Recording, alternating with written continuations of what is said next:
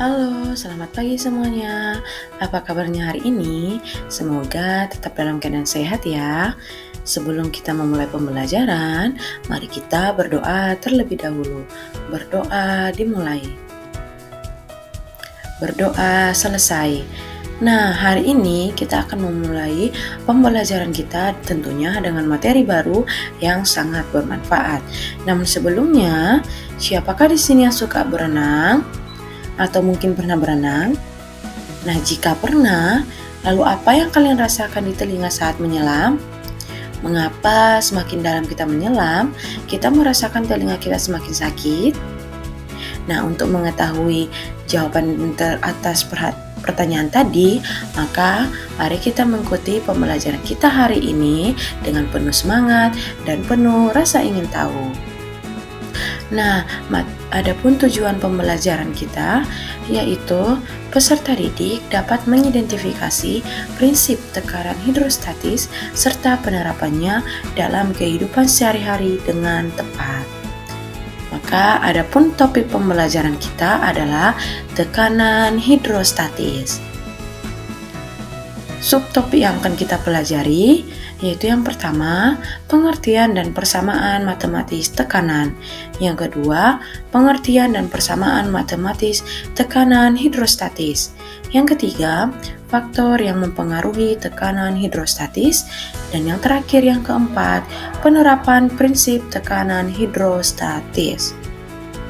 Nah, tentunya sebelum memasuki materi kita yaitu tekanan hidrostatis, kita mengenal ada yang namanya kata tekanan. Apakah itu tekanan? Nah, sebagai contoh, saat kita menekan sebuah meja, maka di sana tentunya kita memberikan gaya. Dan tentunya gaya itu kita berikan kepada meja yang memiliki luas permukaan.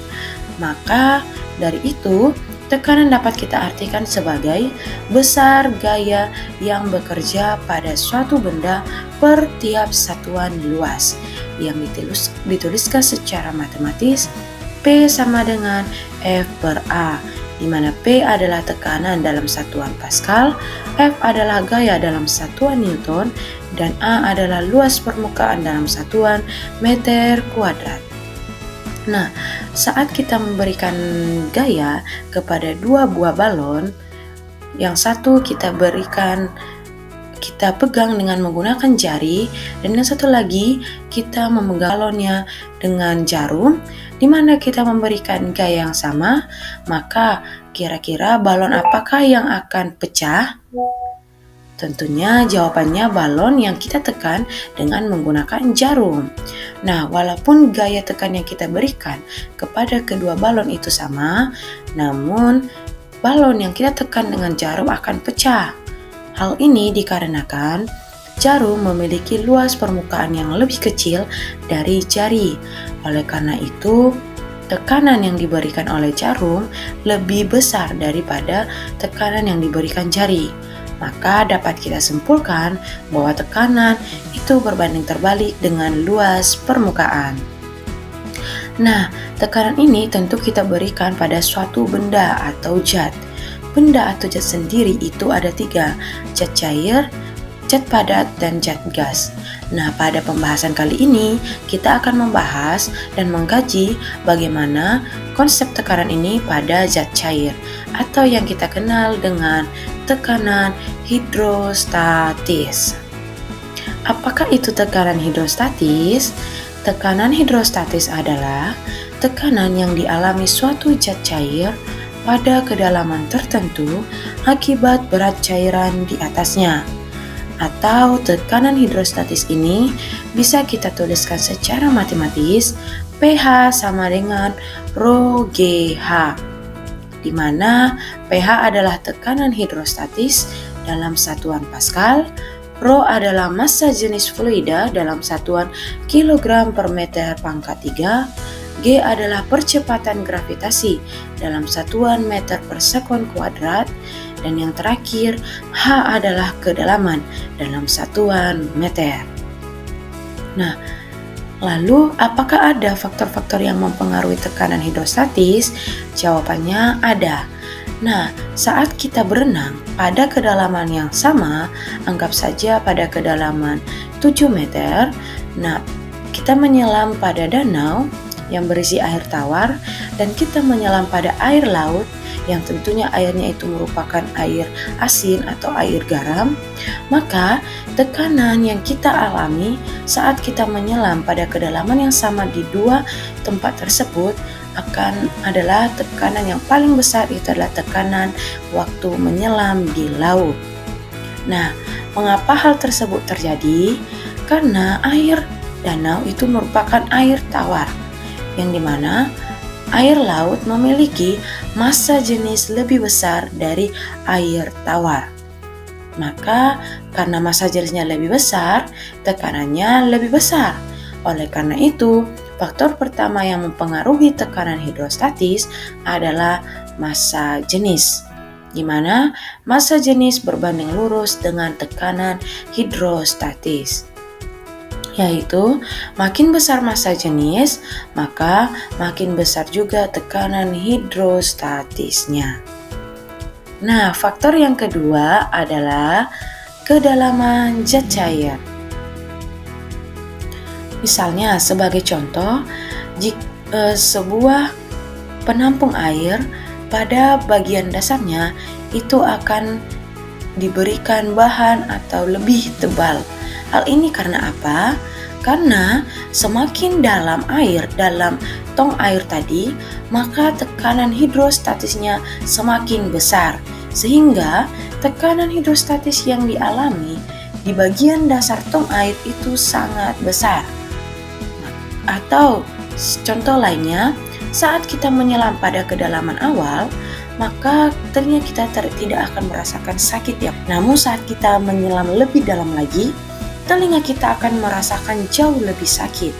Hal ini dikarenakan semakin kita menyelam lebih dalam, telinga kita mendapatkan tekanan hidrostatis yang semakin besar. Oleh karena itu, kedalaman berbanding lurus dengan tekanan hidrostatis. Makin dalam kedudukannya, makin besar pula tekanan hidrostatisnya. Dan faktor yang mempengaruhi yang ketiga adalah percepatan gravitasi, di mana makin besar gravitasinya, maka makin besar pula tekanan hidrostatis yang dialaminya. Namun karena kita masih dalam bumi, maka percepatan gravitasi ini cenderung konstan, yaitu pada kisaran 9,8 meter per sekon kuadrat. Nah, itu tadi pengertian tekan hidrostatis, pengertian tekanan juga, dan juga faktor-faktor yang mempengaruhi tekanan hidrostatis. Nah, sekarang kita coba ke dalam contoh soal. Contoh soalnya yaitu sebuah bak berisi air setinggi 1,2 meter. Hitunglah tekanan hidrostatis yang dialami pada dasar bak. Diketahui massa jenis air 1000 kg per meter kubik dan gravitasinya 10 meter per sekon kuadrat. Nah, dari soal diketahui bahwa kedalamannya adalah 1,2 meter. Massa jenis airnya 1000 kg per meter kubik dan gravitasinya 10 meter per sekon kuadrat. Yang ditanya adalah percepatan gravitasi atau yang disimpulkan dengan pH. Maka untuk menyelesaikannya, kita gunakan persamaan matematis dari tekanan hidrostatis, yaitu Rho GH. Rho-nya adalah 1000, G-nya adalah 10, dan H atau kedalamannya 1,2 meter. Maka saat kita semua kalikan, maka didapat besar tekanan hidrostatisnya adalah 12.000 Pascal. Nah, lalu apa sajakah penerapan prinsip tekanan hidrostatis dalam kehidupan sehari-hari?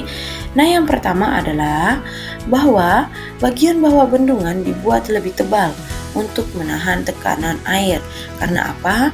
Bagian bawah bendungan daripada suatu air itu memiliki tekanan hidrostatis paling besar. Yang kedua adalah makin dalam kita menyelam, telinga akan merasakan sakit. Hal ini karena telinga akan mengalami tekanan hidrostatis yang lebih besar pada semakin kita menyelam lebih dalam lagi. Yang ketiga adalah pemasangan botol infus, di mana makin pemasangan botol infus itu dibuat makin lebih tinggi supaya tekan hidrostatisnya lebih besar sehingga cairan infus dapat mudah mengalir. Nah, itulah materi dari tekanan hidrostatis yang terdiri dari pengertian, rumusnya, faktor-faktor yang mempengaruhinya, contoh soal, serta penerapan prinsip tekanan hidrostatis dalam kehidupan sehari-hari. Nah, jadi sekarang kalian sudah mengetahui apa yang dimaksud dengan tekanan hidrostatis. Semoga pembelajarannya, materinya ini dapat berharga dan dapat juga bermanfaat ya. Nah, adapun yang menjadi kesimpulan materi pembelajaran kita yaitu bahwa tekanan hidrostatis adalah tekanan yang dialami suatu zat cair pada kedalaman tertentu akibat berat cairan di atasnya. Tekanan hidrostatis sendiri dipengaruhi oleh 3 faktor, yaitu massa jenis, kedalaman, dan gravitasi. Di mana makin besar massa jenis fluida, maka makin besar pula tekanan hidrostatisnya. Makin dalam kedudukan, maka makin besar pula tekanan hidrostatis. Dan juga makin besar percepatan gravitasinya, makin besar pula tekanan hidrostatisnya. Contoh penerapannya adalah bahwa makin dalam kita menyelam, tekanan yang dialami telinga semakin besar, sehingga telinga kita akan terasa semakin sakit. Baik, sekian pembelajaran kita hari ini. Semoga pembelajarannya berharga dan terima kasih atas perhatian semuanya. Semoga di materi selanjutnya, yaitu dengan materi pembelajaran fluida statis dengan submateri hukum-hukum pada fluida statis dapat diikuti lagi dengan penuh semangat yang baru. Sekian pembelajaran hari ini. Terima kasih dan selamat pagi.